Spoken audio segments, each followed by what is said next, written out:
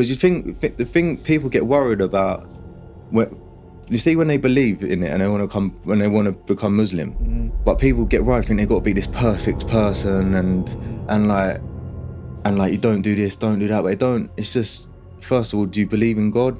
One God? Yes. Do you believe in Prophet Muhammad, peace be upon him, is the last message? And that's the start. And then you work. The rest through. You work towards the rest.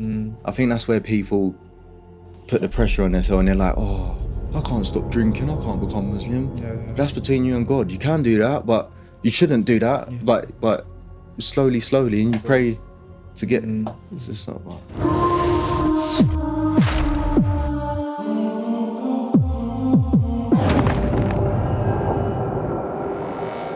Alright, bro. Assalamu alaikum. Wa alaikum salam. Jazakumullah khair for coming, bro. No problem, bro. I appreciate it. And as we do with most of our guests, we like to start from where you're from. You know, where was you born? It might be obvious for some, but maybe not for others. So where was you born, raised? I was born in Lewisham. Okay. And I grew up in Downham. I stayed at my nan's a lot in like Barry Road in Peckham. Okay. So I just down the road. What's like when we talk about areas of being born? You lived in Lewisham, or you was born in Lewisham, but you lived in Downham. Downham a lot of the time. What was life like in Downham those days?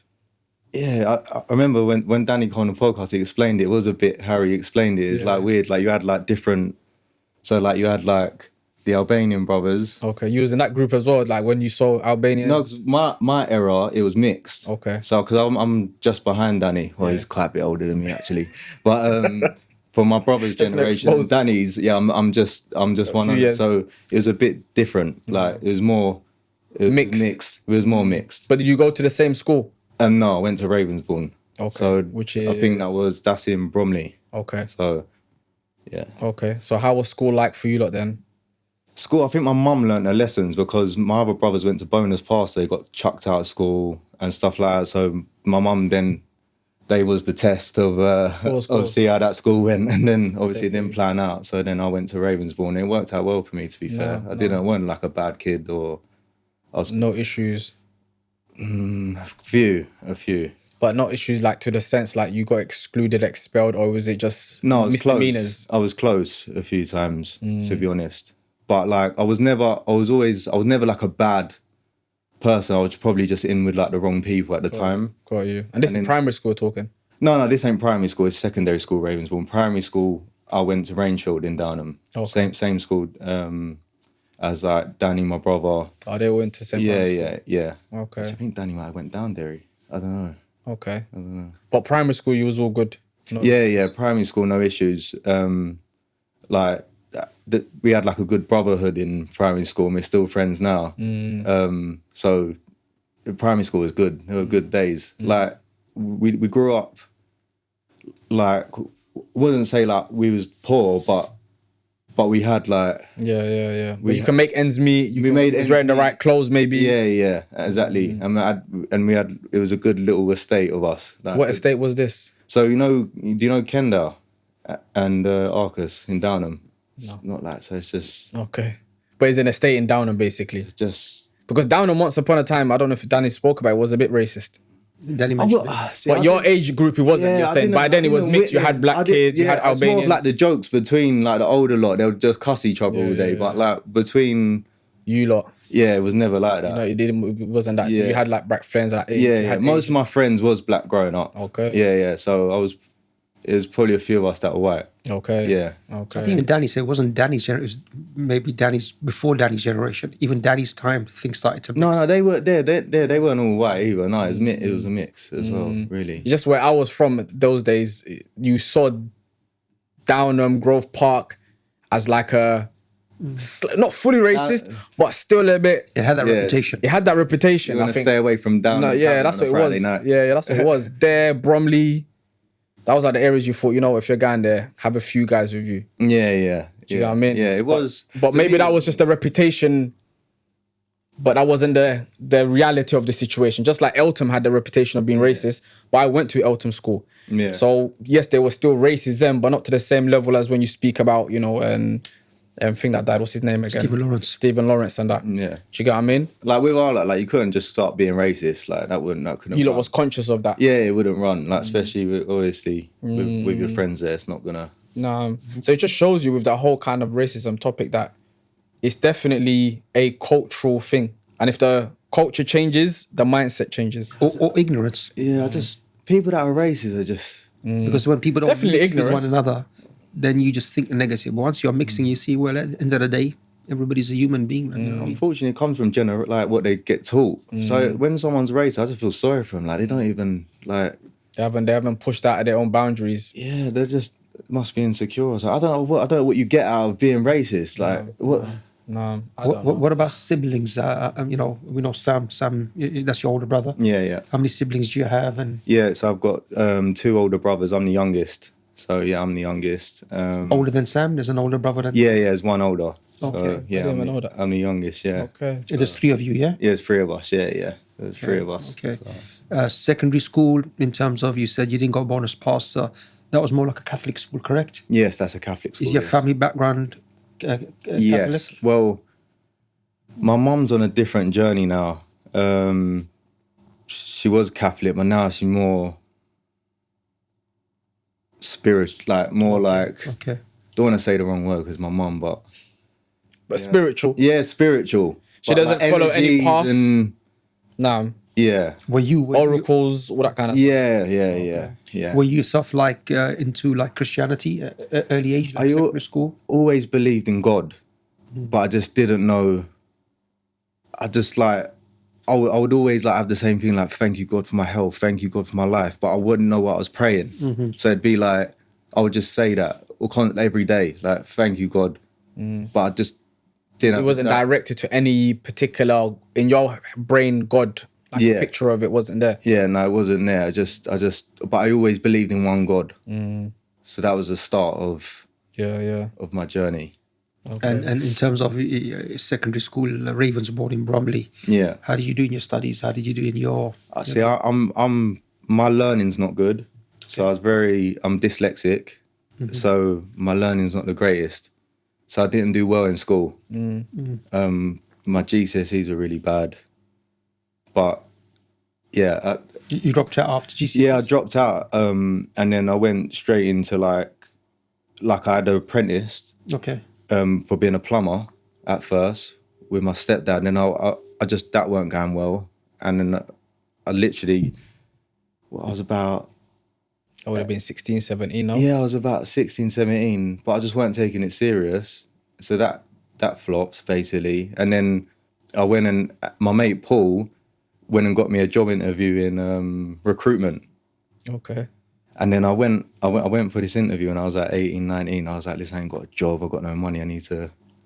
and then I just froze in the interview. It's hilarious. Like they started asking me questions. I went, and then I knew I didn't get that job. So that's when I started a business when I was about 19, 20. Okay. So I had no choice, basically. Okay. So that young age you started a business? Yeah, I was 20, yeah. I thought you mentioned to me before, a while back, that you started a chicken and chip shop or something before. No, that was when that was 5 years later. Okay. So I got a bit complacent and bored. With construction, yeah? Yeah. I was bored.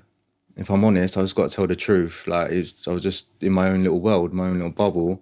And then I've done business with the wrong person. And then I've invested a lot of money into a chicken shop that I didn't sign the lease papers. 25 years old. Okay. Unfortunately. So that's everyone always asks me, what happened to that chicken? Because, you know what I mean? It's unheard of. Like, so you put peas into it? Yeah, I've done the refurb. Yours. I've done the refurb. But I've done a lot of business with this guy. So I'm surprised, like, the way... It went. Like he had so many more opportunities to do me for more money. And then that was a bad period of my life. That was depressing. 25. Man. Yeah. But before that, so that we don't skip the stages. Yeah, no, of course. 17, 18, recruitment agency, that didn't work out. Then you started your own thing around 19. Yeah, so, and then I started Philby's. At that age? But it was called Philby's Painting and Decorating. Okay. So, because I'd done a bit of decorating with my stepdad, so I knew the basics. But I didn't get a job for like a year. It was hilarious. Like I was like painting my mum's friends' houses for free and stuff. Like on your own, or do you have something on my own? I couldn't. I wouldn't be able to pay anyone. So, so it's definitely But oh yeah, it was hard back then. Like my mum's on me for rent and stuff and pay your way in life. Yeah. Not on me because she wants the money, or she on wants me you like to be wants me to be responsible. Yeah. Definitely. But yeah, it was a challenging time. But why didn't you at that age, again, because we have many guests that come, some go left, some go right. Why at that age didn't you fall into the lifestyle of what Downham people fall into? I'll be honest, I did for a bit. But when I went down that path of trying to be a shotter and this, it weren't working out for me. But I have had periods where like I just thought I was someone I'm not. And even though I'm from that area, I know I've always had that heart and conscience. I've always like, so. You knew right from wrong. Yeah. And I just knew it weren't for me. Like, yeah, it didn't work out. Like, it's a waste of time. Like, I just knew I had to go and do it the hard way. You know what I mean? Was there anyone that guided you at that young age to do something better? My brother tried, but he moved out when he was 14. So like, but he would try and guide me. So like every time I see him if he ever caught me on the streets or something, he'll bash me up. Like that's it. Like that's the oldest one. No, Sam. Sam, okay. Yeah, he was on me. He was on me, and he showed me the ways how not like he was like telling me like, come on, man, you can go the other way. Yeah. But, so he was always on a straight, narrow. Yeah, and I missed the point out when I was 17. I used to rap. Okay. Yeah, I used to rap. Rapper. I know you weren't thinking. I know it's hilarious, but oh god. And yeah, like we actually done all right. Like I rented. I always knew I had some sort of entrepreneur in me because I rented out Delano's. You remember in Bromley? No, I told you I didn't used to go to them areas. I used to think it was racist, bro. So this Delano's. It was yeah. So this is mad. Restaurant? I don't know. Look, I've had no business savvy at the time, and I was 17 years old, I think. And they asked me to do a show there, and I went, no, I'll buy the venue. I'll rent out the venue. I'll give you the money to rent out the venue, but I want all the ticket money. Mashallah. And we sold it out. So then I made money that night. Okay. And it was probably the first big bit of money. And this was 17? 17. Okay. Remember, I buying my mum a laptop, giving her, I just gave it all out. I just like... Yeah. We made it, mum. Yeah, we made it. I thought I made it. But then I kind of started clocking from there, like... It's ain't hard, you know what I mean? You didn't carry on that career? No, I didn't carry on that career. I met my wife, and it just didn't make sense. Like, I don't think anyone wanted to sign me, to be honest. Still waiting, Wallahi Records. What did you call it? Wallahi Records. It's a joke that I've got... Yeah, I'll say Wallahi Records. It's just a joke when you do the call to prayer. But yeah, sorry. No. But when you talk about the rapping and all of that stuff, was there people that was rapping at that age? Because whenever we do something, we're usually emulating something. Yeah. So who would you have been emulating at that time? I was just being someone I just weren't. I just like was this guy. Who was the rappers like, at that age? I was this like American rapper. That's why I regret them. I'm covered in tattoos. I regret them. I hate them. But... So you was watching American rappers and you thought, let's rap like them? I was watching American rappers, smoking weed in the camera. Like, I didn't even smoke weed. Like, it's embarrassing. Like, just being someone that I'm not. Do you know what I mean? Just being influenced by rappers and being like... Because when you're from a place, it's like you think, oh, I'm either going to be a footballer or going to be a rapper. I'm going to be nothing. That's your mentality. Don't know, your mentality is a bit... Yeah. Because it's what you're surrounded with. Yeah. You can't see the light. You know, sometimes like going back to you mentioned something about having certain values of knowing right from wrong, even as a youngster, even though with things going around. So sometimes when people become Muslims, they sometimes look at their parents and with a bit of, let's say, disdain, which is not correct because parents are parents, even if they're not Muslim. But the point I was trying to make is, look, I'm sure a lot of those values came from your parents of what is right and wrong. And, you know, a sense of guidance towards, which is through their love for you, which is positive, which sometimes protected you in going certain left and right and so on. So it kind of like That's reflected. true, because see, my mum's a legend. Like my mum's story is actually crazy. Like it's like what she was so like, she was like the stubborn woman that wouldn't take benefits and just work round the clock. I didn't see her much growing up because she was always working, but like she showed me the ways like to be good. She's a good woman, so I think that's where I learned a lot. So even that, because look, it could be easy to take benefits, but in Islam we call it like, in Arabic they say izzatun nafs, which means self dignity and respect. That rather than go and ask for someone, let me put the work in. And that work that she's put in, you just by seeing her character in doing that, becomes an inspiration from you. So sometimes, like, you owe a lot.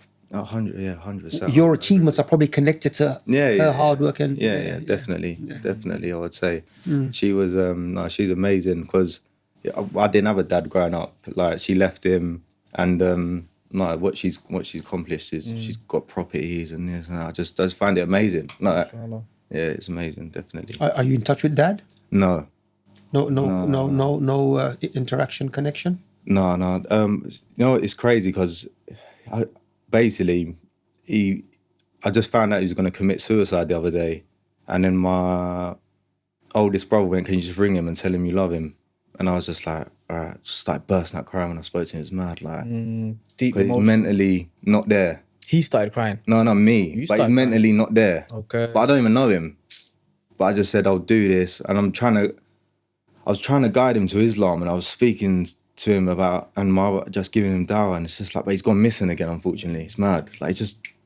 Okay. But then but even you crying shows a level of, even though you haven't maybe seen him, been with him, there's that connection that a parent will always have, regardless kind of thing, maybe. I'm a Muslim, and it tells me whatever the circumstances are, I should always always forgive. So, you know what I'm saying? So I don't want to... No, of course, for the years. Alhamdulillah, man. Alhamdulillah. But so in that, obviously, you have a connection with your dad, but not interactions with him. You feel for him, but it's not one that you see him regularly or anything like that then? Yeah, I just pray for him, like... Or guide him or whatever. I mean, and look, sometimes we don't know their circumstances and what they went through to be in the state that they're in. Yeah. So we should never feel like, like look down on someone. Allah is the best of judges. Exactly. And people will have their circumstances, which in the eyes, which we might kind of judge in a negative way, but with Allah they have an excuse. Yeah. So to give people that, it's just the alcohol, man. It's ruins families, 100%. No, you don't realize it in the moments. Even the other day we was driving, and I had someone in the car, and I was like, we saw someone that I knew from years ago. But when I knew him years ago, this guy was strong.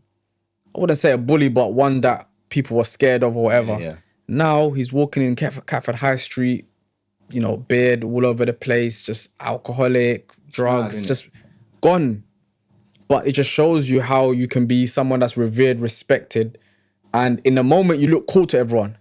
You're the cool guy that everyone wants to be like. You drink, you smoke, you look cool. But then the years go past, the person who did stay on the straight and narrow is now the cool person who's driving the right cars and so-called looking successful. Yeah. And the person who was cool once upon a time is now the one that everyone looks down on. Because you chose to take a shortcut, or you chose to be, how do you want to put it now? Like, I don't know, the class clown or the show off or whatever at that particular moment, taking things that punished you long term. Yeah. But in that moment looks cool to people. And that's what we do most of our time. Like you said, you smoking weed, but that's not you. No. But due to what the nature of people around you was, you done that. And had you stuck to that path, it could have been a different... it would have been a different Dom right now. Yeah. I don't know if Dom would be sitting there right now. But that's my point. Do you know what I'm trying to say to you? That just that little bit of showing off and being around the wrong peers. And this is why the Prophet ﷺ says, watch who you hang around. Yeah. See the people that you hang, because whoever you hang around is most likely who you'll emulate. Because that's like, even who I hang around with now, it's completely different. To back then? Yeah, it's completely different. Like, more my brothers, Muslim brothers, and I have my one of my best friends that are non-Muslim, Jacob, but he agreed to come Jummah Friday. Okay, So inshallah. inshallah. No. But you hang around Own people time. that's clued up now. Yeah. Just we're just on the same. We're just Wavelength and same mindset. mindset. Like one of my best friends, Steve, who you met. Yeah. Like we're just on the same. Like we make sure we don't miss our prayers. Make sure we hit the gym and we outwork anyone. That's the rules. Like that's what we made a pact on, and it's good when you got your brother there just behind you. Yeah. Have you prayed? Have you? You know what I mean? You're just on each other. You gone gym? Have you been gym? Yeah. It's the So Dom, you're 24, 25. Yeah. You're back into you done the chicken shop. You're back into Philby's painting and decorating. That was the business name at that time, yeah. Yeah. Or did you kind of like set up the construction business at that age? No, so I set up.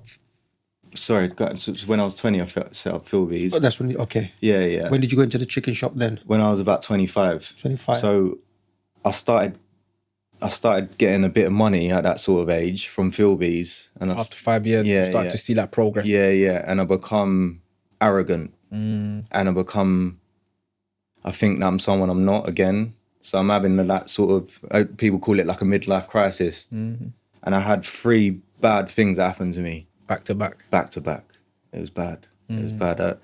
So I invested a lot of money into that chicken shop, lost that. Another big job, they didn't pay me. And I had a robbery at my house.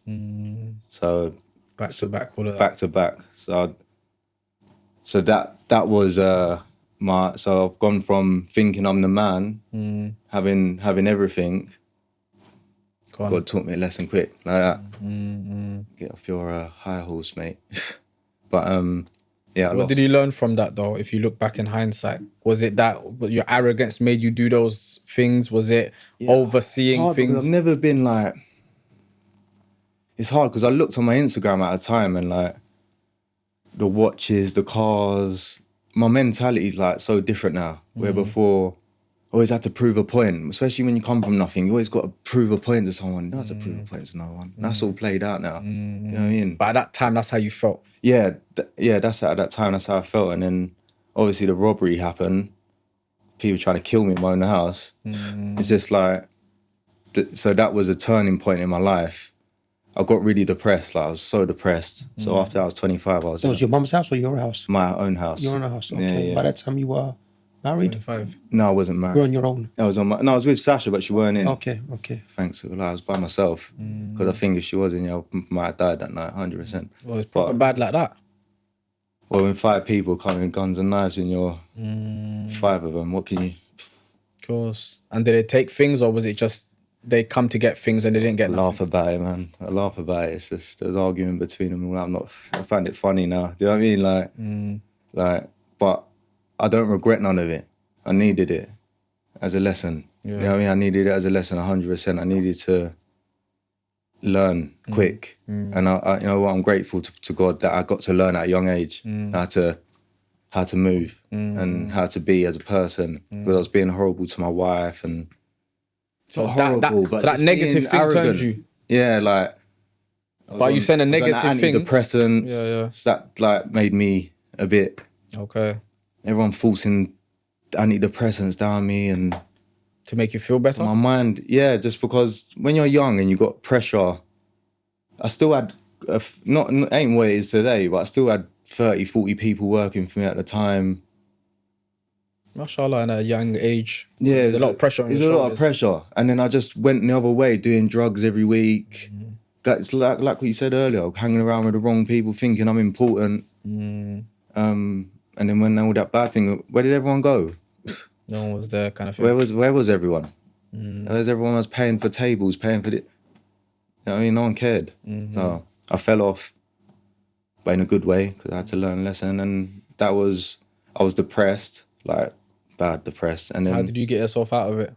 Sasha told me she was pregnant.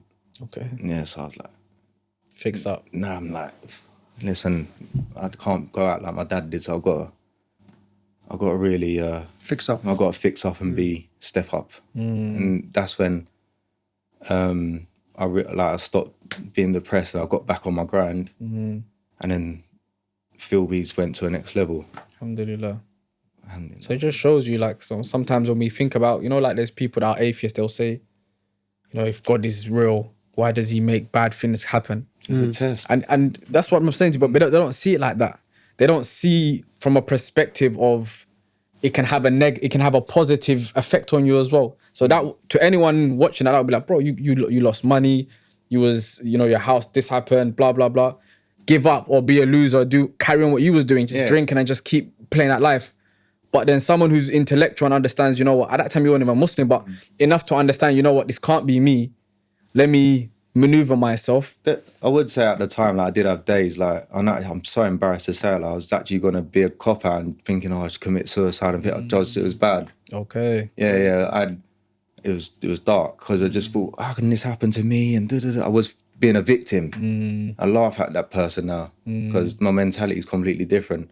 I've had a much harder year last year than then, and that's funny. You know what I mean? Compared to what's been going on. Yeah. But, so that test looks less than what you've got now. Yeah. But alhamdulillah, I'm coming out the back of the test that I've had last year. And Dom, just on that, so that age, 25, 26, what was going through your mind about faith, God, Islam? Because I know Sam, your older brother, Sam became a Muslim when he was quite young. Yeah. So did you come across that through Sam about being a Muslim, Islam? Because no, Sam and Ollie. Sam would always give dawah, and him and Ollie would have conversations that would make me be interested. But I think their lifestyle at the time was hard for me to take it serious. But they're always good people. So wherever they was doing, there was always good people. So, but I just didn't take it serious, to be honest. What age are we talking? That 25. Ever since, because I've had a lot of Muslim people around me growing up, but there's from the roads as well. So I didn't get to see the other side to them. I only got to see the Okay. I only got to see the roadmap side. To be honest. Did belief in God or Allah, did they mention Allah to you? Did they mention about the hereafter, paradise? Did they mention about the day of judgment? Yes, they'll talk and then I'll listen, but like not like sit me down and talk about it. But obviously, and then it got to a stage where like I started hanging around with my brother a lot. Okay. And then I was more listening, but it took me a while. It did take me a while to. I always believed in God, but I just didn't. I don't know.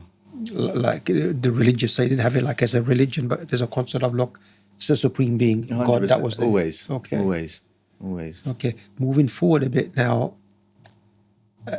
Was it Danny Dean, that had a major impact in you looking towards Islam? Yeah, 100%. Can you speak about that a bit? Yeah. So basically, I was on holiday, and I was coming across YouTubes, and I was like, that's when I started looking into Islam, and I was reading, and I was just watching a lot of stuff, and then I was like, right, that's mad.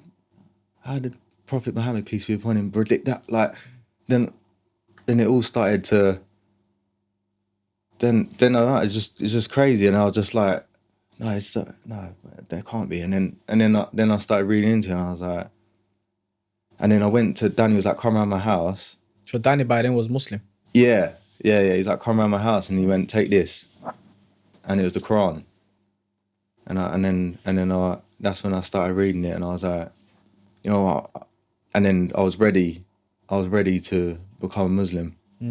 Just through those two interactions, or would you say it's years of accumulation? But I wouldn't say it was years. It's just when I found, basically, I just knew it was the truth straight away. It was mad. Like I went. No, I was trying to convince myself a bit, like, because you think the thing people get worried about, you see when they believe in it and they want to become Muslim, but people get worried, think they've got to be this perfect person and like you don't do this, don't do that, but they don't. It's just, first of all, do you believe in God? One God? Yes. Do you believe in Prophet Muhammad, peace be upon him, is the last message? And that's the start. And then you work the rest through. You work towards the rest. I think that's where people put the pressure on themselves, and they're like, oh, I can't stop drinking, I can't become Muslim. Yeah. That's between you and God. You can do that, but you shouldn't do that. Yeah. But slowly, and you pray to get. It's just not right. Did you, you said like YouTube videos, that was your own research, or did Daddy send that to you or somebody else or Sam? That was my. And what made you I would start say it's more like obviously being around my brother, being a Muslim, being around Oliver, Danny's always someone I looked up to from young. Okay. So when Danny become Muslim, obviously I was more. Did that shock you? Surprise you? Yeah, because he used to terrorize Oliver and Sam and stuff. Oh, before he was... Yeah. So it was a shock. Okay. It was a shock, and it was funny. I was like, ha. I was a bit like, it was funny, but he's always been someone I looked up to before he was Muslim as well. Like he would go and, like we always had like little competitions with each other, like business and stuff. Like he's always definitely someone that I looked up to. So when he did become Muslim, I was more like, I felt like, oh, I can go and do it now because I want to do it. And I think going back then, I was a bit like, how can I say it, if I'm just going to be honest, like, so, and that's going to sound so silly. This is going to sound so silly what I'm about to say, like, oh, people going to judge me, I'm white, can I be Muslim? Okay. Like, Yeah. Can a white man be a Muslim? oh, it's just pathetic. Like It's looking back on it now, for Asians and blacks. like, it's just so silly. But Yeah. but it's just, I'm just gonna be honest. Yeah, and then when Danny, I was like, Alhamdulillah. and like that's the best thing I've ever done is become a Muslim. Like wallahi, like that is. No, I don't think that's silly that you said that, because even from our side looking out, obviously yes, there are Muslims that we've seen that are white, like we've said Brother Dawood and many, but it wasn't a lot. But since I would have said at Danny's stage, mashallah, since then it seems to be like a decent amount of white brothers becoming Muslim. And I was saying to Danny the other day, I don't know what you're putting in the people's drinks, car. Every other week he's coming with someone, whether that's due to his That's what he respect that he had for you lot or whatever it was. But people are following him or listening to him or listening to his advice. Like you said, you had more courage. Once you saw him become Muslim, it's like it gave you courage to be a Muslim, because now Danny's a Muslim. Yeah. Do you get what I'm trying to say? He's a leader and he's a good person, and he's got. I think that's key. Yeah. It's like people did become Muslim. There's been a lot of white brothers and sisters that have been Muslims, but you didn't have somebody with the like charisma and leadership skills like Danny that's respected before he became a Muslim and as a Muslim. And that's why some of his mates, look, even George was saying, look, when he saw Danny as a Muslim, first he was kind of like questioning it and realized, look, this is the right thing. So I think that's had an impact. May Allah protect Danny. But saying that, so when he gave you the Quran, I know, look, Alfie read the Quran maybe 2 times before taking Shahada. Danny's mom read the Quran 4 times before taking the Shahada. Did you read a lot of the Quran before that decision? Yeah, I didn't. I didn't at the time read all of it. Obviously, my learning's not the best. You know what I mean? So I'm saying to Sasha, trying to get. Are you more of a reader or of a listener? I'm more of a listener. So when I was on the aeroplane, I had the Quran on Spotify as well. So I listened to Like the meaning of it. Yeah. But it's hard to judge it. Like when you're so you have to like proper have a pen and pad and read and try and write down. That's how I was trying to do it, so I can read back on what I've. You understood. Yeah, what I understood. Yeah. But yeah, so. Okay. And if I was to ask you, let's say 2, 3, 4, possibly 5 things that you learned about Islam that resonated with you to say, look, this is why I want to be a Muslim. Yeah. Yeah. It's always believing in one God at the time. The brotherhood, the beliefs, the charity, just everything's positive. Like it's just crazy when like as Muslims we got this like, especially in the Western world, what people think that we are, but it's just completely the opposite. Like we ain't these like like whatever they portray anyway. We portray that we're these bad people. We're totally opposite. Like when I become Muslim, like everyone's just so welcome. I remember as soon as everyone was so welcoming, texting me, if you need anything, let me know. Rana's obviously been a big, like, gave me so much dawah and teaching me. He wasn't texting you saying, this is what I need from you. Yeah, he's texting me. No, but you had good brothers. Yeah, definitely. And the brotherhood's amazing. And like, it's just like no one wants nothing off you. You know what I mean? It's just like, it's just love and it's like you just want the best for each other. And it's amazing. And it's like, But then, look, I mean, different people come to take Shahada. Some want it very privately, yeah. one-to-one in the masjid, inside the office. Some want it in front, but they might not want it recorded. They might want it at a time it's not busy. You know, you decided on a Friday, on a Jum'ah to take your Shahada. Yeah. What was going through your mind? See, I didn't actually know. I want the world to know. Yeah, you know what? It was crazy because I was thinking, I didn't know if I was planning to take Shahada that day. But as soon as I stepped into the mosque, I just wanted to take it. I felt something, like I just felt, Yeah, I'm gonna do it. just felt positive. Because I was going through a stage before I was Muslim where I was trying to find out, because I thought money was happiness, but it's not, and you feel empty. And now I've like got purpose. And so So you didn't come that day for Shahada per se. Yeah, I was a bit like, am I gonna do it? Am I not? It was like Steve's one then, was it? Yeah. But I knew I wanted to take it. So as soon as a mum called me, I was ready. You know? Like Steve's one. I think Dom messaged me. Steve's going to take his Shahada. So I'm like in the class teaching. Steve, his friend. Yeah, so I'm okay, right. After the prayer, it's going to be Shahada. Anyway, after the prayer, I've kind of like said, okay, there's a brother Steve. He's going to take Shahada. Please, Danny, Dom, come to the front. But I can see them looking around like something's not around. Thinking, okay, I don't know what's going on. Anyway, Steve's on the Shahada. Rana told me afterwards, Steve didn't come to take the Shahada. Yeah, he was like questioning him. Is that correct? Yeah, it was so funny. It was like, no, basically he wanted to do it private. Okay. But he was going to do it after. Okay. And he was just put in the spot, like, he's just like, again. But then when it's unexpected, after it's like, that's the best day of my life, or that was the best time. Like, Steve said it, it's like my weight's off my shoulders. That was just, and he always says to me, thank you. I said, don't thank me, bro. Like, you're a good person.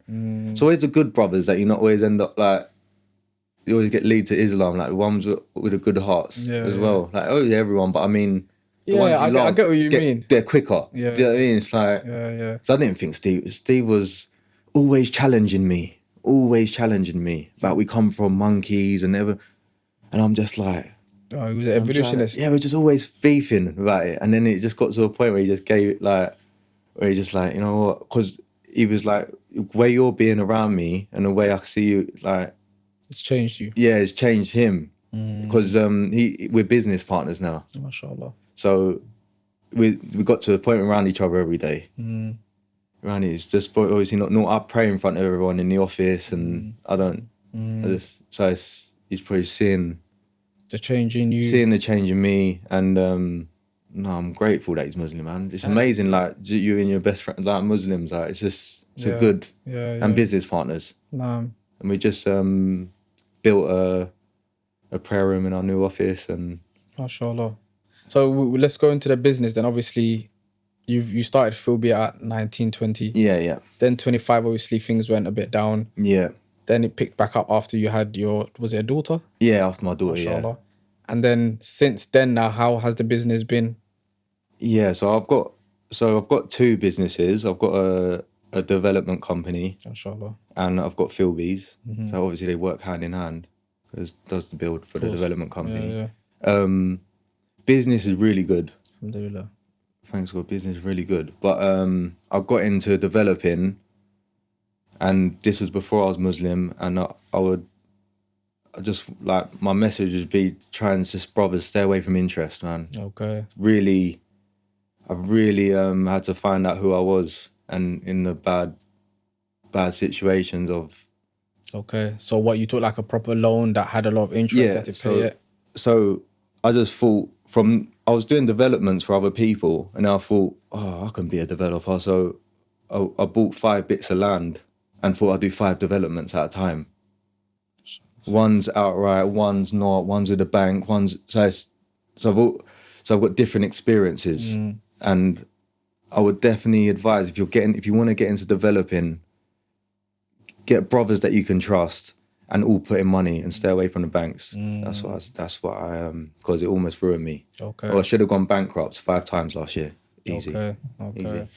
That's the test you're referring. You said the test that came this year, last year. This is what you're referring to earlier on. Yeah. So I've got into a lot of. So basically, you do a bank loan, but you got a time on it, and when you actually look into it, I didn't at the time. It's just a complete setup. Now, if I told you how much money I gave in an interest, you'd probably just disgusting. But again, it's a lesson I had to learn. Course. Do you know what I mean? It's like now I know going forward, Never to do that. never to do that. And I wasn't Muslim then. You know, yeah. But now you understand why when Allah talks about interest as being like a war against God. Okay, let me give you one scenario, yeah? And this is mad, and Steve's my witness, my wife. Imagine getting a phone call. This is maybe 1 or 5 phone calls. Next week you need to give us 120 grand, otherwise you're going to get a repossession letter. Why not? What? Where's the heck? How am I meant to? Nothing. How am I meant to? Well, get a repossession letter, and then they start coming for your house and start coming to my family. But And you have to bring alhamdulillah, we done it. We're at the back of it now. But it put a lot of stress on your head. yeah, that's just one of many things that it's been like. Now I understand. Like, I'm sorry to say this as well. Now I understand like why people get involved with the banks and commit suicide. Like, if I wasn't a Muslim and I don't have my mentality, You can see why they're so pressured. easy. Back to. You got to have a strong mentality. You got to be built. Just get out of that, because that was a sticky situation that I was in, and that was on a few of the projects. So Okay. But you managed to get through it and come out the other side. Yeah. It's just it was hard. You know what I mean? Everyone when you're a developer, suddenly everyone just thinks you got endless pot of money. So everyone's like, oh, and you got no choice because you're on a time. Like, yes. So it's just, I just didn't do my research or map it out properly. But I learned a lot of lessons on the way, so I don't regret it. Yeah. You know what I mean? Like I said, like if I do another venture, it'd be with brothers all doing a business together and staying away from interest. I've got, Keep in mind, in terms of, when the system is such, which the interest system is actually not there to help you. It's there to manipulate you. Yeah. If you really want to help someone, you give that person, it's a loan, it's an interest-free loan. Yeah. Because you want that person to, let's say you got extra cash lying around. Yeah. 200K. My brother, take 200K. Yeah. Return 200K. Yeah. Not like this interest rate where, you know what, it's digging for you a hole for you to fail. Yeah. And that's what interest does. But also you mentioned, you should have stayed far away from it, because there's a statement of Prophet Muhammad, peace be upon him, and he used the word in Arabic, ijtanibu. Ijtanibu doesn't mean just leave. It means shun it and keep away. Yeah. And he says shun and keep away from 7 destructive sins. The first one was associating partners with Allah. Second one was magic. Third one was killing. Yeah. The fourth one was interest. Yeah. And so on. So, to show you how kind of like major it is. I understand how bad it is. Yeah, it was bad, man. And it's more for your own benefit, all of these advices. 100%. When we're talking about interest, it's for the person who's taking the loan. It's not the person who's giving the loan. The one giving the loan makes money regardless. It's the one taking the loan. Yes. You're the one that's going to be in deeper problems because you're not in control of, like you said, 100,000 next week. Alhamdulillah, it worked out for you. Yeah. But some people it doesn't work out for. But that was 1 on 5 occasions. Imagine that. So, and it just creeps up, and you get the phone call, and then you're getting phone calls every half an hour. And shout out one guy though, called Pat from Pat is very good brother from the you know what I mean. It's just help He helps you out. because the other people just weren't. They ain't there to make friends. They're there to take your Money. take your land off you. It's a setup. Don't think, Dom, though, something you mentioned, because it's even, it's harmful from the ones who are doing it. You might see someone, remember the spiritual punishments. Yeah. You see someone, okay, he's giving interest, or she. You see them good because they got a lot of wealth. Yeah. Inside there's turmoil. They sometimes contemplate suicide, because Prophet Muhammad said the curse of Allah is on the one who takes interest, the one who gives interest, the one who writes and the witnesses. All of them are same under the curse of Allah Almighty. So meaning even those who are, because they're oppressing. Yeah, it's on my mind every day. Like you say, like it's horrible. Like every like literally every day. Because I'm obviously I've got to make a couple years plan of trying how I'm going to get out of. But exactly what you said, like it's just like every day without fail. Oh, I'm in so much. I need to do this. I need to. It's just it's horrible. Allah make it easy for you to come out of it. Thank you, bro. Inshallah. Thank you, inshallah. So, like you said, you've got two businesses: the development company and the Philbies, and both obviously the development you've built 5, 6 houses, whatever. How many was it? Yeah. So at the moment we've got a property portfolio of like about 30 properties, but we're gonna get a plan to see how we can obviously get away from the interest, inshallah. And then I've got Philbies. We've got about 80 to 100 people. Inshallah. That can work. That's where the stress comes, because you're trying to finish this, and then you got all the pressure of everyone's wages and payments, and they've got kids and everything. And thanks to God, I've never not paid no one. Because that was what I was scared of, losing respect. No, just for giving the phone call of, I ain't got your money this week. I don't care about me. I haven't paid myself all year. I don't care. Like, I put myself at last. That's what you do as a leader and as a boss. You put yourself at the bottom of the pile. If there's any scraps left over, especially you take it. But it was the pressure of making sure everyone got their money, especially in these times. You know what I mean? So yeah, I was just speak on that, because a lot of people don't realize, like Imam Shakil, mashallah, he thinks we take the money home. He thinks when you're the owner of the company, you don't take the money home, and the guys underneath you. My wife sometimes. That's about it. That's what he tells his workers. There you go. You see, that's what he tells his workers. Yeah. So running a business, yes, of course, being a boss, it has its perks. You know, you don't have to listen to anyone, etc. So we're in the same game as that. But what resonated with me is that point that people don't see that, akhi. They don't realize when you run a business, you think about the people that are under you more than you think about your own pocket. Yeah. Like, why are you smiling, man? You want to make a joke, man? Huh?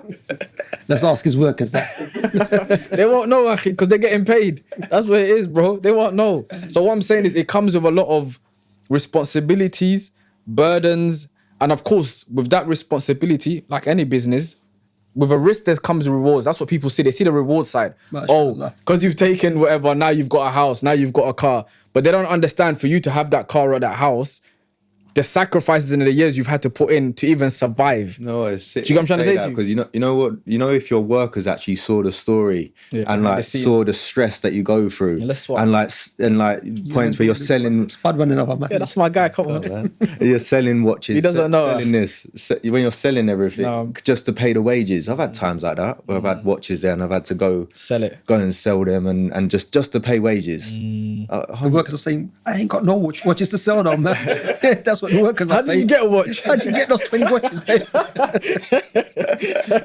I risked it, my friend. That was my favourite watch. It's gone. No, but that's what I'm saying. There's a risk to reward, though. Yeah. Remember, the people that work for you, they're not taking the risk of not getting no payments. They assume every single week they're going to have a payment. 100%. They just think that we're like, I said to you before, like, it just comes from the sky, actually. Do you know what I'm trying to say? They don't realize there's a man behind the scene we don't get paid 60 days, 30 days, 90 days. Some people. We need to make a show just me and him talking about business. Just take him out. Talking about all our woes, like, we don't get paid. It's stress. We never get paid. No, it's the truth. No. Like, you know what I mean? No, but they'll say, there's someone watching here now, like Imam saying, he's like, you do get paid though, because you lot got cars. And yeah. At the end, you get the pay though. That's what I'm trying to say. There's periods like where you can take some money. You know what I mean? I didn't have that period last year. I ain't paid myself all year. My wife's paid herself, but I ain't paid myself. Only thing to add to that is like, you know, when you're on your journey making money, of course you take the risk. So, and there's no, in Islam, it doesn't mean everybody has to be the same in that way. Yeah. You put the effort in, you put the capital in, you put the more risks in. Of course, as a director, as a CEO, you're going to get more. But, you know, sometimes with some Muslims, there's a distinction between, you know, the directors and the workers. And they don't take the workers on that journey. You know, Islamically, take them on that journey. Also look after them, you know, that way. And also, look, Prophet Muhammad, peace be upon him, sometimes the Sahaba would be working with their hands, whether it's building the masjid or something, but he's taking part in it. Meaning you're also sometimes, you're not stooping yourself, but you're humbling yourself to their level and serving them. That's kind of like Islamic ethics in business. Danny taught me something like that. So, because Danny works in the Secret Garden, they're all like best friends and friends growing up. And he said something to me and he was like, oh, I love work, man. I'm around all my best friends, like I'm helping them, they're helping me, like, and that always stuck with me. And I was always on to Steve, like, and I was like, Steve, like, cause I know Steve's always been hardworking. So I was always like, That's where you differ with him now. yeah. You don't do that. You're learning, yeah? You're listening. I'm a lone ranger. But that always stuck with me. So like, you know, all this like one man shark thing. That's not the one. It's group of brothers, do it together, have the same mission, and it's even like one of my best friends, Jacob, as well, and my brother. So like now it's just not me, where I was just where it was before. It was just me, and I enjoy work so much more, like because I can't let my brothers down. You know what I mean? So. But What are the, because again, we're going to have youngsters watching this who want to be business owners or whatever. What are the pitfalls maybe that are in businesses that one can watch out for? Definitely doing business for the wrong people. Like the chicken shop. Yeah, like the chicken shop. I've done other business. But how would you know who the right person is? This is another thing. Yeah, so I would basically definitely when you're going to do jobs, like especially over a certain amount of money, make sure you're in a contract. Cover yourself. If you're not too sure about something, go and see a lawyer. Sit down with them for 5 minutes. Pay that bit of money just to make sure you're covered. Because that ain't happened to me for a while now, but I had to learn the hard way. Of course. When I've been knocked for, you know what I mean? That almost literally took my company under a few times. So definitely that. Like you said, don't treat your workers like they're slaves. Like I can say at Philby's, everyone earns good money. You don't have, as the boss, like you don't have to like scrape every penny out of them and make them work as slaves. Like make sure everyone eats and look after everyone the best you can. I've always looked after everyone the best I can, and they're like the two things in business. And definitely just your brand. Like why are you going to be different to the next person? Like why should that person go with you? What service are you providing? Just What's your ethics? What's your unique selling points? Things like that, basically. Yeah. My message is clear to any of my brothers: don't get involved with interest. Someone said to me the other day, "Oh, should I get a bridging loan?" Someone that works for me, he's not Muslim. I said, "Stay away from that." I said, "You are, especially you." I said, "I've got love for you, and I know you're not built like that for these people to ring you and start asking you for money and then come to take until you got nothing." So that's the way the game goes. Stay away from it. So that was my message. Okay. We wanted to speak about, alhamdulillah, you married your wife at the masjid. Allah blessed you with a son after your daughter. Yes. Your son's second name is Hamza. Yeah. Speak about a marriage, speak about a family also. How have your family taken to you being a Muslim? I'll say, so when I turned Muslim, I think 1 or 2 months later is when I got married. And then we was trying for a baby for about 2 years, or a year and a half, 2 years. And then as soon as we got married, I was making dua. I was like, please, because we was all trying all different things. Like going up London, the lab, and this. Not IVF. Not IVF. More like like they give you tablets and stuff like that. It was hard for us to have a baby. Okay. And then we got married. I was making dua for a boy. I was saying, please God, if it's good for me, please give me a boy. Like if it's going to be good for me, please. When I was pregnant, straight after marriage, I was just like, and like. Didn't you go Umrah before that though? Did you go Umrah before the marriage? No, she was pregnant while you was at Umrah. Yeah. Oh, okay. Yeah. Oh yeah. Sorry, I'm gonna get told off. Don't remember. Yes. You sure? Because I thought you were making dua in Umrah for it. Did I go? I think so. I think. No. I made a dua in Umrah. I made listen. This dua is still going. Yeah. So dua that's incoming still. So basically, like I was going through a bad period at work. I felt like everyone was just, and Shahada, I mean, he probably helped me go to Umrah. Like I weren't gonna go. Like I was like, no, work's bad. I'm not going. He was like, and that was life-changing experience, and I've got him to thank for that. That was how many months or year after you was Muslim? It was a few months. It was 4 months, man. 4 or 5 months, yeah. After being Muslim. Yeah, I was set and not going though. I can't go because of work. And it was life-changing, best place, best experience. I can't wait to go there again, inshallah. But I made this dua and I was like, as soon as we got off the plane, we prayed Fajr. We went straight in to Mecca or Medina. Medina. We went straight to the mosque and prayed Fajr. And I was just like, God, please, like, take anyone that's bad. And in my life, like at work, just take the stress off. Just take them. Just get them out of my life. No.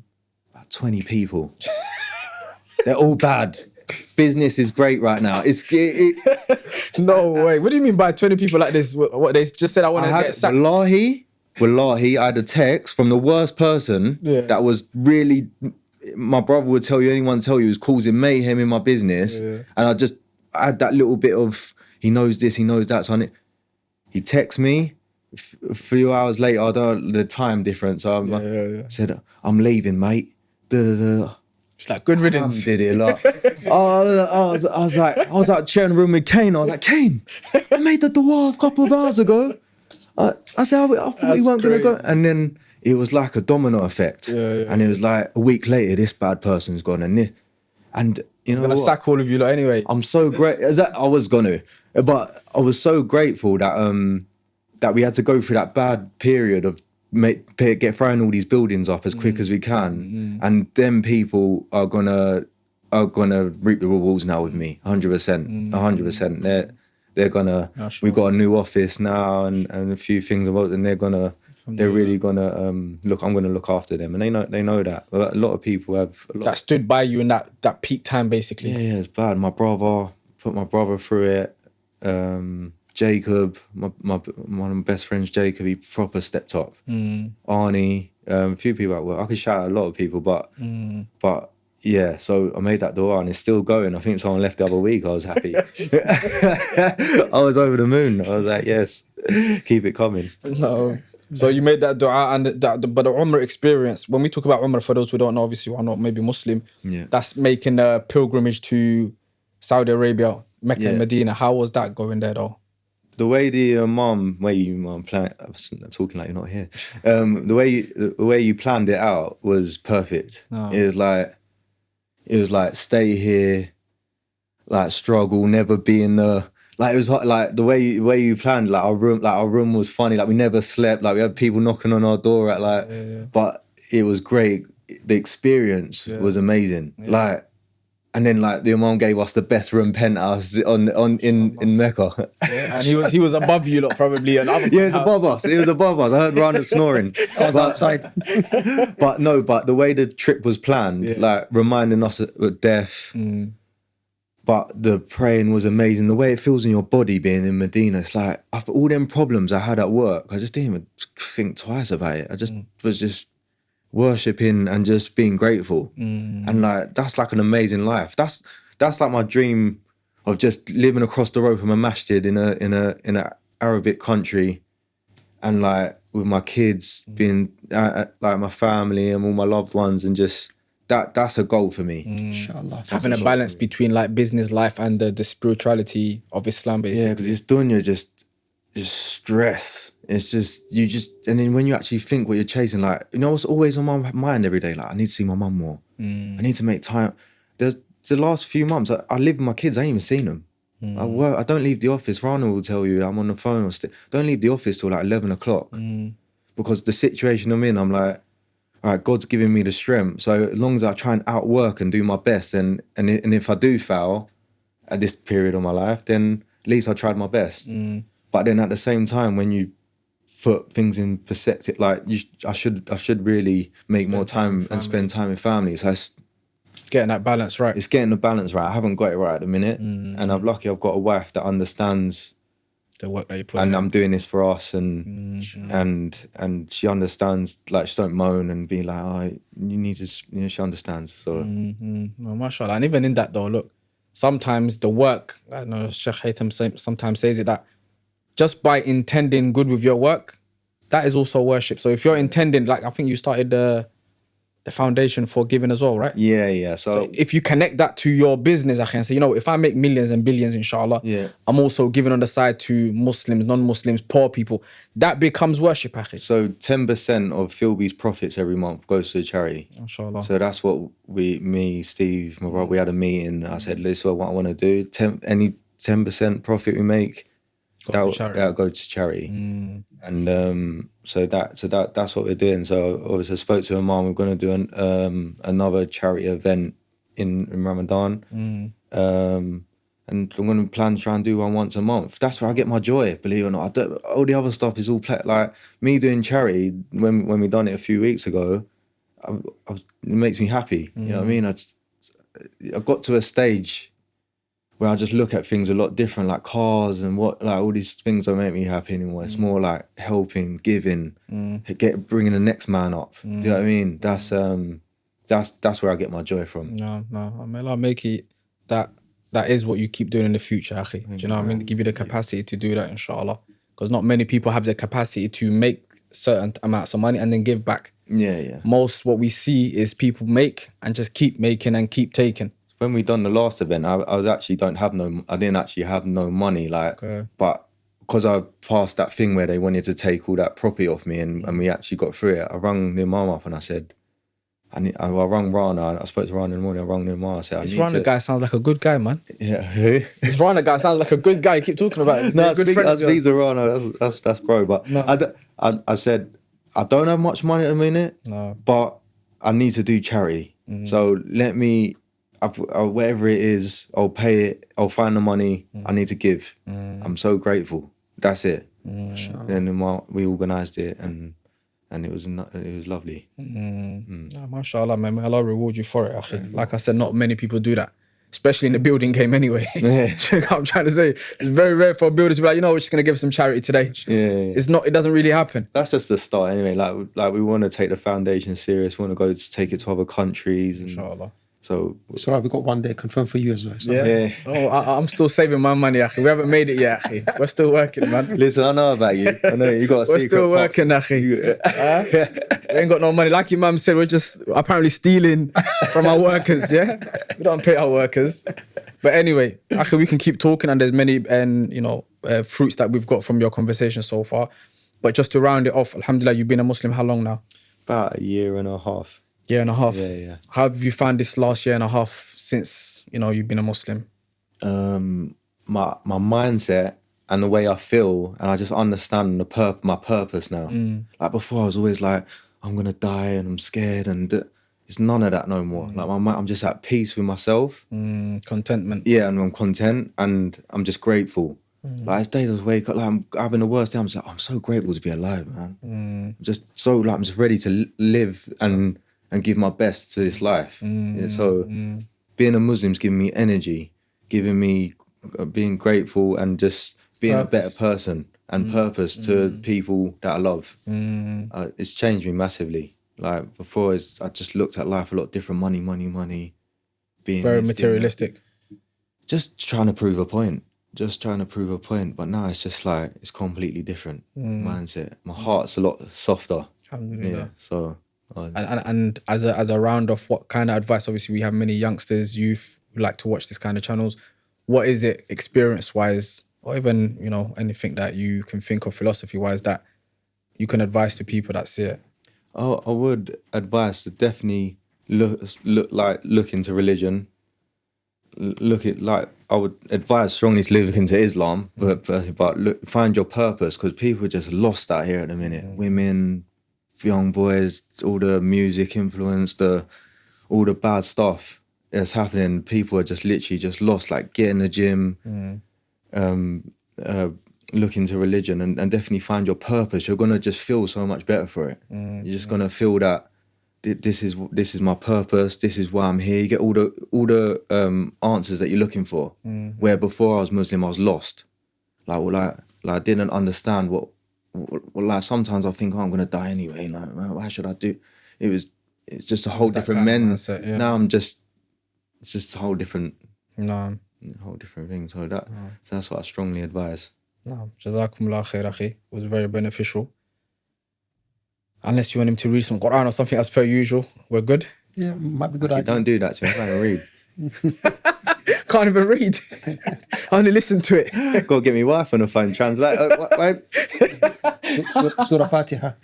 Oh, don't read it, akhi. Leave me. Leave him alone. He's only been Muslim a year, akhi. And a half. A year and a half. And a half. In about 5 years, come back. Yeah. I will. That's his Next target, year. yeah? Next year. No, but I can do it. But I can't. Oh, no, yeah. Next year, Focus inshallah. up. We're getting back to read. Jazakallah That's the khair. agreement, yeah? Appreciate you coming, Dom. All right, brother. Yeah, may Allah reward you, inshallah. Bless you and your family, inshallah. Yeah, Jazakallah khair. Assalamu alaikum. And for everyone watching, we'll catch you on the next one. Wassalamu alaikum wa rahmatullahi wa barakatuh.